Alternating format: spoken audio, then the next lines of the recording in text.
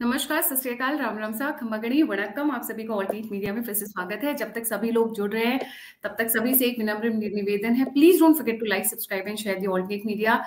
We really struggle hard to keep you updated with the latest development। और आज नवरात्रों के पावन अवसर पर नरेंद्र मोदी जी फिर एक बड़ा धमाका करने वाले हैं। मेरे को ये समझ में नहीं आ रहा विपक्ष वाले बेचारे करेंगे क्या।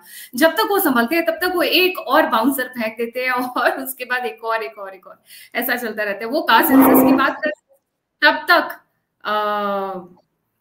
तब तक नरेंद्र मोदी जी उनके रहे सही वोट। कास्ट आप बाद में गिनते रहिएगा, हम पहले आपको गायब कर देंगे, आपको रहने ही नहीं देंगे।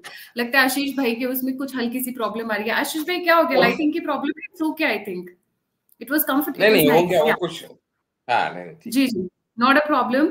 और आशीष भाई अभी जस्ट नेशनल मीडिया पे वो पॉइंट्स कवर करके आए हैं, so I would request Ashish Handa ji to please cover the topic. जी गायत्री जी, आपको ऑल्टरनेट मीडिया के सभी प्यारे प्यारे दर्शकों को मेरा नहीं डॉक्टर आशीष का प्यार भरा नमस्कार। देखिए गायत्री जी, एक बात तो इस समय पक्की समझ में आ रही है और वो ये है कि मोदी सरकार ने अपना गेम प्लान डिसाइड कर लिया है 2024 में विजय श्री प्राप्त करने का। वो क्यों कह रहा हूं मैं ऐसा? क्योंकि अभी लेटेस्ट जो अपडेट्स अभी निकल के आ रही हैं, अभी बहुत लिमिटेड मीडिया पे इस चीज को अभी कवर किया गया है और शायद यूट्यूबर्स में आप पहले रहेंगे मोस्ट प्रोबेबली जो इस टॉपिक को हम कवर कर रहे हैं कि अभी नवरात्रि पे मोदी सरकार एक और धमाका करने जा रही है। ज्यादातर धमाके जो होते हैं वो क्या कहना चाहिए, विध्वंसकारी होते हैं, बड़ी शुद्ध हिंदी है। लेकिन ये धमाका बड़ा ही वेलकम स्टेप है जो कि हमारे देश को भी प्रगति की तरफ लेके जाएगा और देश की 50% वोट्स जो है वो मोदी सरकार की झोली में डाल देगा। यानी मां दुर्गा का असीम आशीर्वाद मोदी जी को विजय श्री का इस समय नवरात्रि में मिलने के पूरे पूरे आसार नजर आ रहे हैं, क्योंकि मोदी सरकार ने एक नया, जिसे कहना चाहिए एक ड्राफ्ट, एक बिल एक लाने का निर्णय ले लिया है। और वो निर्णय ये है कि जितने भी वुमेन्स कंटीजेंट हमारे देश की हैं, जितनी भी नारी शक्ति हमारे देश की है, मातृ शक्ति हमारे देश की है, उन सब का उत्थान करने के लिए, नारी सशक्तिकरण करने के लिए लोअर इंटरेस्ट रेट्स इंट्रोड्यूस होने जा रहे हैं वुमेन कैटेगरी के लिए स्पेसिफिकली। अर्थात यानी अगर एक मेल व्यक्ति लोन लेता है, अगर उसको 8% पे लोन मिलता है फॉर एग्जांपल, तो अगर वही लेडी के नाम पे लोन लेता है या वो लेडी लोन लेती है तो वो रिड्यूस्ड रेट ऑफ इंटरेस्ट पे मिलेगा। फॉर एग्जांपल 8% की बजाय 6%। आपके बहुत से दर्शक सोच रहे होंगे इससे क्या फायदा होगा। इससे बहुत सारे फायदे होंगे जो मैं भी आपको बताने जा रहा हूं। बिकॉज जब हम वुमेन लिबरलाइजेशन, वुमेन क्या बोलना चाहिए, समानता की बात करते हैं, नारी उत्थान की बात करते हैं, तो ये इसलिए जरूरी है कि देश की इकोनॉमी को आगे ले जाने के लिए ये बात अब समझ में आ चुकी है सभी के कि जब तक नारी का उत्थान नहीं होगा, नारी की इक्वल पार्टिसिपेशन नहीं होगी, तब तक ये देश विश्व गुरु बनने की तरफ अग्रसर नहीं होगा। और ये गेम प्लान ऐसा लगता है मोदी जी ऑलरेडी सोच चुके हैं। क्यों ऐसा मुझे लग रहा है? क्योंकि जहां हमारी संस्कृति हमेशा से हमें सिखाती आई है कि नारी ही नारायणी है, जहां पे हमारी सभ्यता हमें हमेशा से सिखाती आई है कि महिला शब्द जो है वो हमेशा से पूजनीय रहा है हमारी संस्कृति में, सभ्यता में, क्योंकि नारी शब्द में ही नर शब्द जुड़ा हुआ है। और हम भगवानों के नाम भी लेते हैं ना, तो हमारी संस्कृति सभ्यता में हम ऐसे लेते हैं सिया राम, राधा कृष्ण, लक्ष्मी गणेश, यानी इंग्लिश में भी कहते हैं तो कहते हैं योर बेटर हाफ। यानी महिलाओं को पुरुषों से हमेशा एक कदम आगे और उत्तम स्थान दिया गया है। लेकिन पिछले कुछ सालों में इस तरह से उत्पीड़न और शोषण हुआ है कि जिसके चलते हुए जो हमारी वैदिक पुराणिक सभ्यता में नारी को देवी का रूप समझा जाता था, वहीं पे अब नारी को इस तरह की यात्राएं सहनी पड़ी हैं, चाहे वो 370 हो, चाहे वो ट्रिपल तलाक हो, चाहे वो और बहुत सारे इस तरह की कुरीतियां हों जिनकी वजह से नारी आगे नहीं आ पाई है।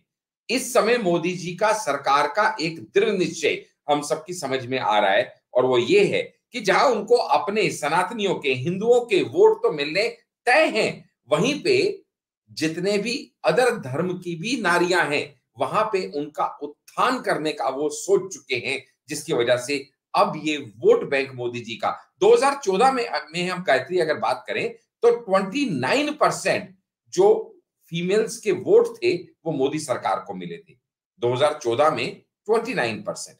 लेकिन वही अगर मैं 2019 की बात करूं तो ये रेशियो 29% से बढ़ के 36% हो गई थी। और करंट स्पेकुलेशन के हिसाब से जिस तरह से मोदी जी महिलाओं के लिए सशक्तिकरण करते जा रहे हैं, नई नई स्कीम्स लाते जा रहे हैं, कोई बड़ी बात नहीं 2024 में ये फिगर 36% से बढ़ के 45% या एक्सपेक्टेड 50% तक भी चली जाए। ऐसा मोदी जी महिलाओं को रिझाने के लिए या उनका उत्थान करने के लिए क्यों लेके आए हैं प्लान्स, तो वो भी मैं आपको बता दूं कि इस समय ये डाटा आ चुका है।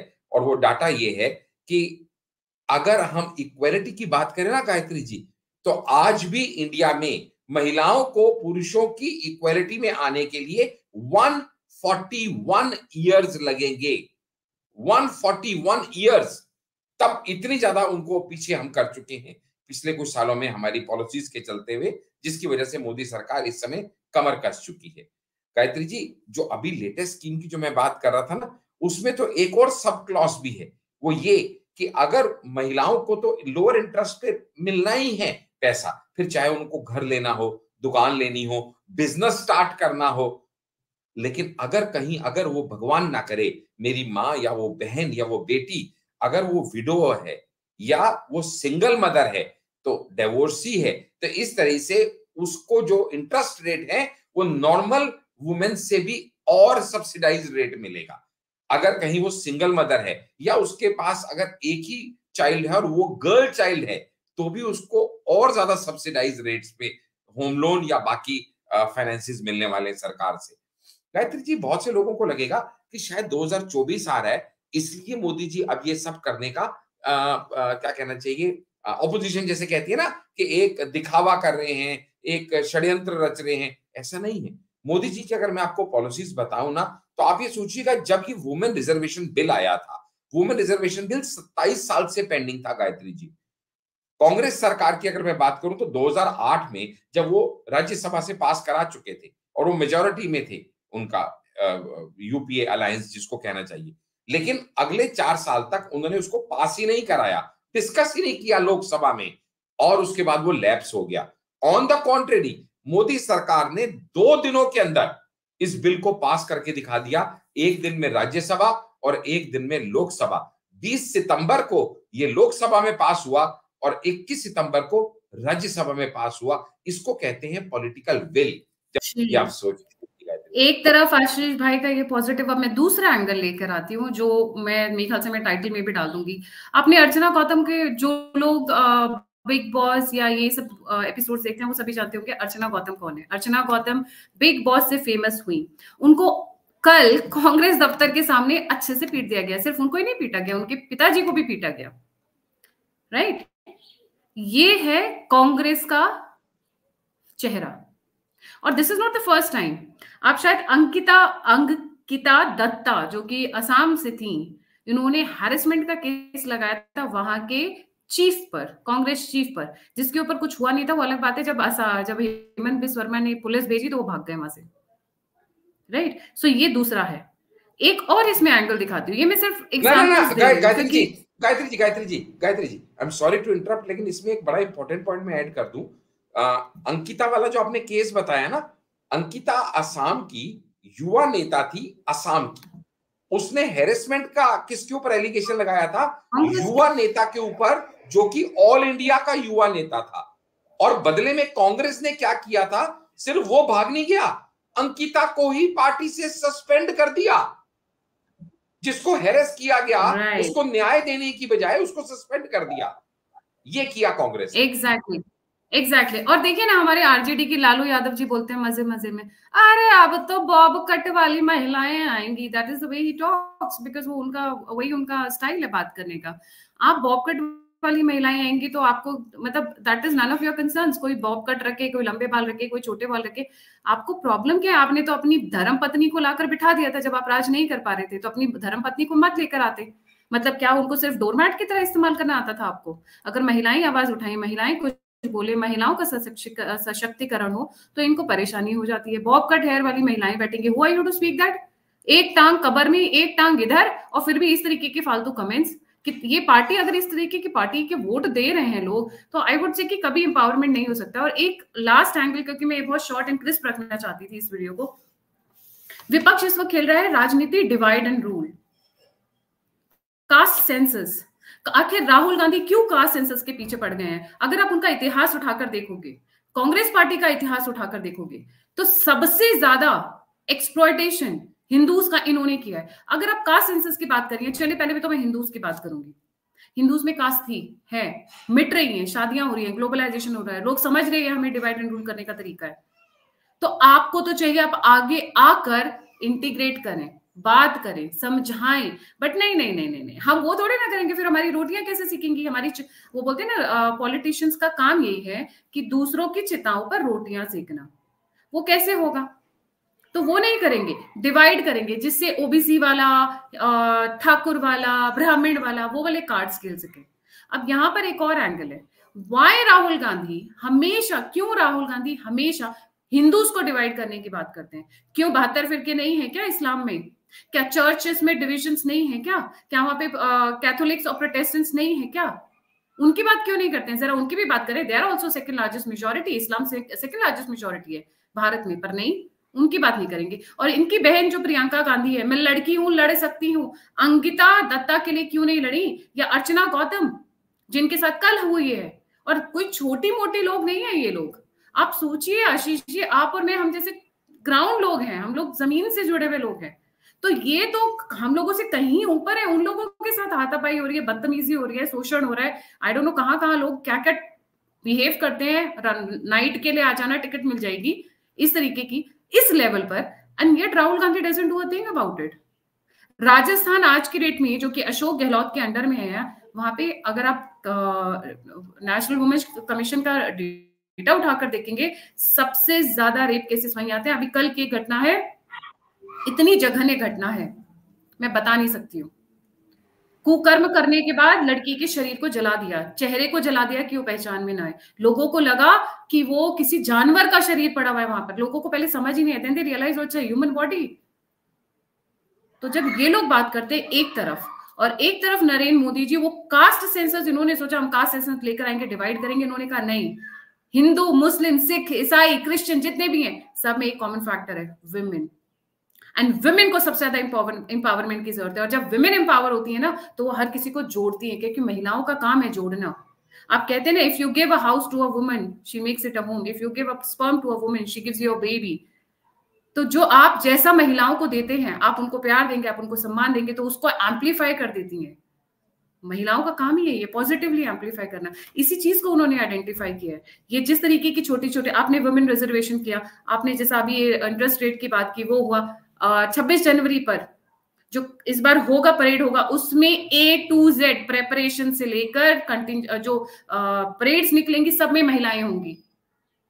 अगर विपक्ष में ताकत है, हिम्मत है, तो नरेंद्र मोदी को आने से रोक ले, मैं तो यही बोलूंगी। क्योंकि उन्होंने इतने बड़े वोट बैंक को खुश कर दिया है कि ना चाहते हुए भी वो निकलकर उनको वोट देंगे। इवन मुस्लिम महिलाएं भी वोट देंगी। आशीष भाई, your concluding remarks and we wind up. जी नहीं, बस मैं तो इतना ही कहूंगा कंक्लूजन में कि एजुकेशन की भी अगर हम बात करें ना गायत्री जी, तो हम बचपन में पढ़ा करते थे quotation, if you educate a man you educate one person, if you educate a lady you educate the house. तो ये महत्व है महिलाओं को आगे लेके आने का। और एक और कोटेशन इंग्लिश की जो कहती है, a women's guess is more accurate than a men's accuracy. और चलते चलते इतना ही बता दूं कि नारी शब्द का महत्व यह है कि नारी शब्द के अंदर नर शब्द छुपा हुआ है। वुमेन शब्द का महत्व यह है कि वुमेन शब्द के अंदर मैन शब्द छुपा हुआ है, यानी वो समाया हुआ है उसके अंदर। इसको ऐसे समझिए। तो वो महत्व अगर नारी ही नारायणी का मोदी जी ने समझा और नारी उत्थान के लिए और नारी सशक्तिकरण के लिए वो आगे बढ़े हैं, तो मुझे लगता है ना सिर्फ उन्हें आशीर्वाद मिलेगा, बल्कि उनको जीत भी 100% मिलेगी। ऐसा मेरा और पूर्ण मौका भी विश्वास है। क्या चूज ऐसा किया ना, नवरात्रे, नवरात्रे, दुर्गा माता के 9 दिन, नवरात्रि मतलब वो उनकी ना प्लानिंग बड़ी माइक्रो लेवल पे होती है, डेट, एग्जैक्टली, समय, टाइम, मौके पे हर चौका चीज मारने में वो देखकर। बहुत ही ज्यादा परफेक्ट है। He knows when to strike when the iron is hot. Exactly, वो एग्जैक्टली। बहुत इस चीज के लिए माइक्रो मैनेजमेंट है उनकी। हेड्स ऑफ टू जी his leadership abilities for that. जी, thank you so much Ashish भाई फॉर ज्वाइनिंग। जाने से पहले सभी व्यूअर से रिक्वेस्ट है, please don't forget to like, subscribe and share the alternate media. अगर आप कंट्रीब्यूट करना चाहते हैं, फीडबैक देना चाहते हैं, मुझसे जुड़ना चाहते हैं, तो सभी लिंक्स डिस्क्रिप्शन बॉक्स में। इसी के साथ जय हिंद, जय श्री राम, हर हर महादेव।